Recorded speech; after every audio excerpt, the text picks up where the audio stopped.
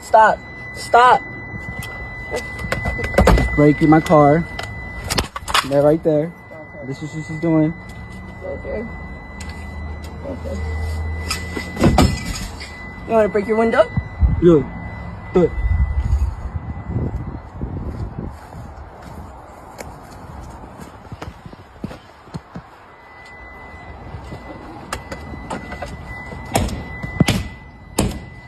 Stop recording me.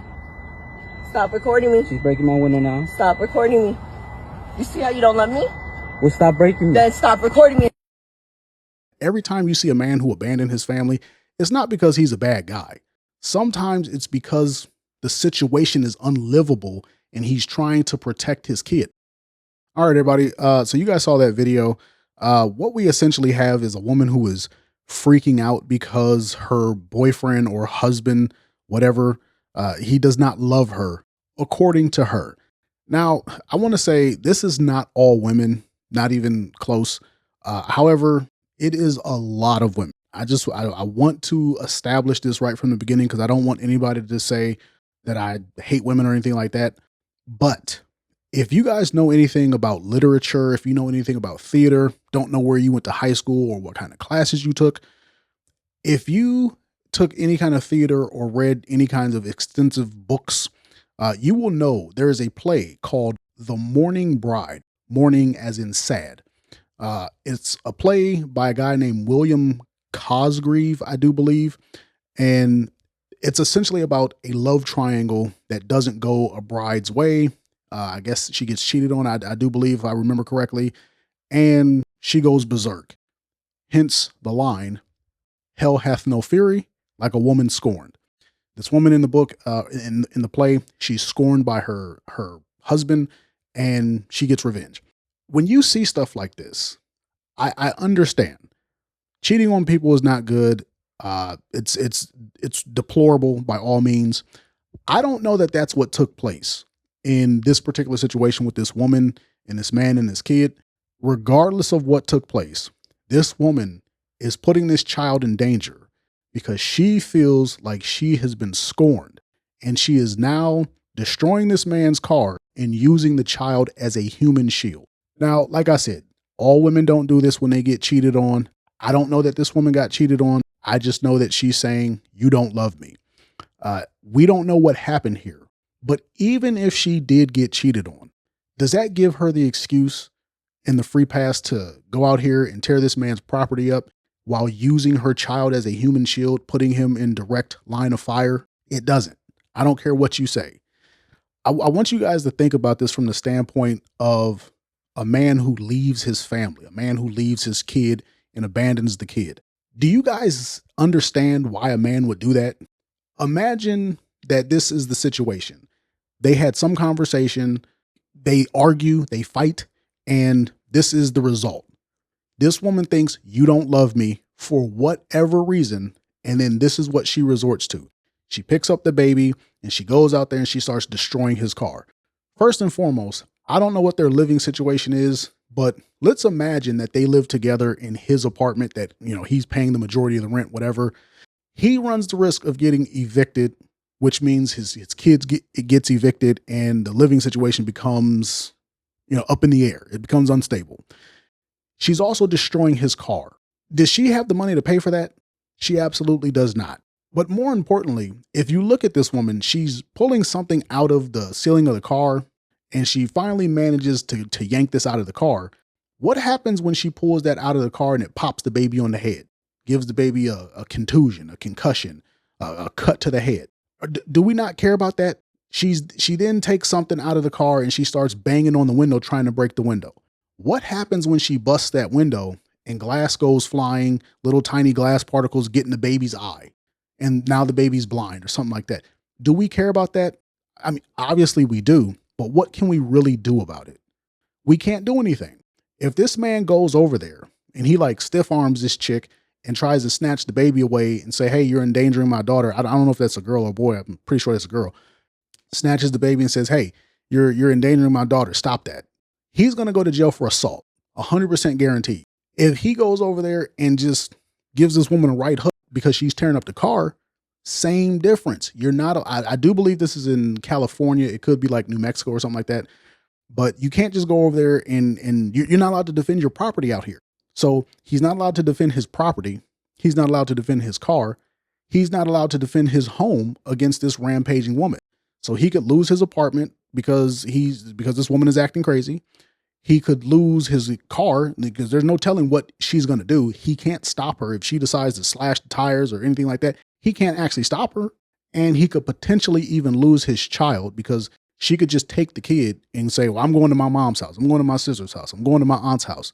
If they're not married, he can't stop her from doing that. And even if they are married, I don't believe you can, as the father, prevent that woman from leaving. If she says, I feel like I'm in danger, she's allowed to leave. And the cops are always going to side with the woman in a situation like this because they want to de-escalate the situation. Even though if you look at this woman, she's doing all this while using the baby as a human shield. She picked that baby up and went on a rampage because she knows you can't stop me as long as I'm holding this baby because you run the risk of hurting the baby. Hence a human shield. Now, if you look, when she's pulling that thing out of the roof of the car, she's holding this baby really tightly. What happens when she breaks one of the baby's ribs? What happens then? You break a rib, you puncture a lung, you don't know, the baby just starts crying, and then sometime later the baby expires. Do we care about that? But you see all this, and you'll think, as a woman will think, well, you need to talk to her. Her emotions are running high. She feels like you don't love her. You need to tell her that you love her. Well, what if he doesn't love her? Everybody ain't lovable. Every kid ain't born out of love. No one owes you love. But you can't just use your kid as a hostage like that. So think about this. What if he genuinely doesn't love her? What if that was the conversation? Like, no, I don't really love you. I don't really want to be with you like that. Da da da da da.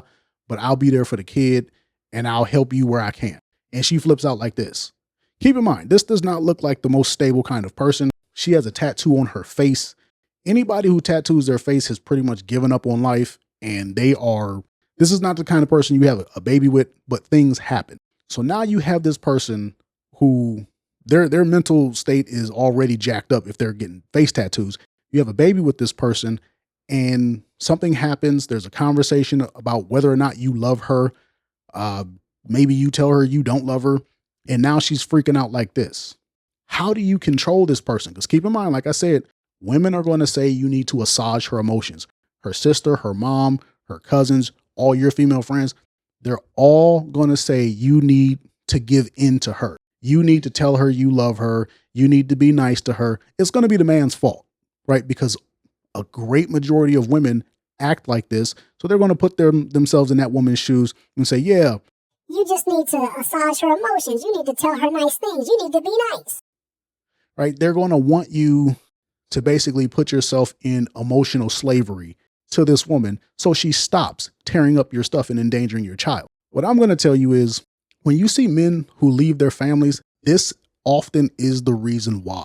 They see this woman do something like this and they understand, I can't be an emotional slave to you. You are going to do this every time you don't get what you want. You don't love me. I'm going to go on a rampage. You came home late. I'm going to go on a rampage. You did this, you did that, so I'm going to do something that's 100 times worse. Hence the whole hell hath no fury like a woman scorned thing. When we keep that in mind, I want you guys to understand, a lot of women like to say that men are bad people, but this is the reason why I gave you guys that little proverb of hell hath no fury. That was written in 1697. I want you to think about this. In 1697, women were still viewed as property. So if hell hath no fury like a woman scorned, what you're essentially saying is this woman, who's technically property, can bring so much vengeance upon you that it's like hell. Well, if that's the case, why not just punch that woman in the face? Why not physically dominate that woman and put her in a position where she can't bring that fury? Because if a man was bringing fury against you, wouldn't y'all handle it with swords or with guns? This lets you know that as a society, men have always been benevolent. Men have always allowed women to let their anger out and have their catharsis. Because if somebody really hates you, if somebody really is out to get you, you're going to protect yourself. And you're going to say, look, I get that I might have done something to you, but I'm not going to let you get your lick back. I ain't going to let you get even. I'm going I'm going to take you out, especially if it's a man. If there's a man out there and you crossed him some way, you're going to say, look, man, I'm sorry, but I'm not letting you do no damage to me. It just is what it is, right? And y'all are going to have to fight it out. Even in the Bible that was written umpteen thousand years ago, it tells you it's better for a man to live on the corner of his house than in the house with the contentious wife. Women were definitely property multiple thousands of years ago. So if that's the case, why does that saying even exist? How is it that this woman can become so contentious in an era and time where if you break the law, it's off with your head? That's how those societies were back then. And women were definitely property. It's because men weren't barbarians. Men weren't just handling everything with a knuckle sandwich. Oh, the woman's upset? Backhand. No, that's not how men handled things back then, even way back then. Because we are people, men and women. We are individuals. We are human beings who have empathy, sympathy, remorse, compassion, all of that. The whole range of human emotions that make society safe, livable, and first class. We have always strived to be better. So we don't just reduce women to property and treat them like dogs and treat them like, what the feminists will tell you that we treat them like. They're going to tell you we treated them like slaves and all this and all that. And I'm going to tell you, I don't think any woman would want to live like the women lived back then. But for that time, I think there was a good deal of kindness. If there was no kindness extended from men to women, if there was no understanding from men to women, if there was no allowance of emotional catharsis from men to women, then you wouldn't have that saying, it's better to live on the roof than in the house with a contentious wife, because the men would just be beating the women up and saying, stay in line and take it. What you gonna do? You ain't strong enough. That's what they would say, but that's not what it is. So when you take all of this in mind and you fast forward to 2025 and you see men leaving their families, oftentimes that man is leaving because he understands if I'm physically there, I either have to fight this woman physically where she has the power of the court to get me thrown in jail. She's going to have the fight in front of the kid. So the kid sees me as a monster, and then there's emotional damage and I can never repair that with my kid. She's going to use the kid as a human shield to where either she hurts the kid and then says it's my fault because I hurt her feelings and that led her to do that, or I'm going to hurt the kid because me and her are fighting. It's going to be his fault no matter what. So he understands his physical presence has to be removed. So a lot of times men just leave because hell hath no fury, meaning she's not going to stop. She'll just keep going until she gets what she wants. And in this case, it's, well, you don't love me. Well, what is love? Like what is love? Love is this open-ended, amorphous thing, right? So you're not catering to her emotions and giving her everything she wants. What if she's literally not lovable? Women aren't going to see themselves as unlovable, right? For the most part. So I just want you guys to take this with the understanding that every time you see a man who abandoned his family, it's not because he's a bad guy. Sometimes it's because the situation is unlivable and he's trying to protect his kid. Like I said, there's no guarantee that this woman doesn't hurt that kid physically or emotionally because of her behavior from this moment on. But if that man sticks around, there's a very good likelihood that this fight keeps going. She sparks this up a couple of days later, a week later. Even if they squash this, there will be another thing. As long as he has to allow her that emotional catharsis and she can't control herself, there's always going to be another reason for her to fight and act stupid like this. And eventually they will get divorced. Let's assume they're married, or they will split up. Even if they're not married, they will go their separate ways and she'll weaponize that kid. She'll weaponize the kid from an emotional standpoint or a financial standpoint.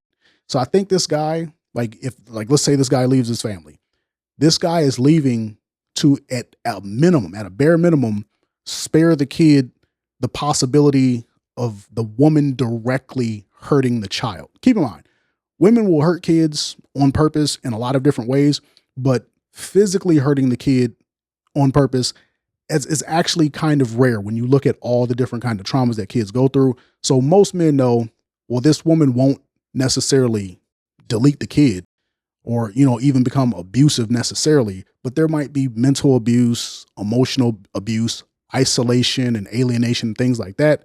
But those are abuses that can be overcome with the rekindling of that father-daughter, father-son relationship later on in life. That's the hope. And keep in mind, this is a really crappy thing to hope for, because that woman should be able to keep herself in line. So I'm not going to beat this into the dirt. I just want you guys to understand that you got to give a lot of guys grace when they leave their families, because you don't know the situation. And a lot of times just leaving that physical separation is all you have to keep that kid safe. So let me know what you guys think. I do apologize, 'cause I think I started rambling at some point, but let me know what you think, and I'll get back at you guys on the next one. Peace.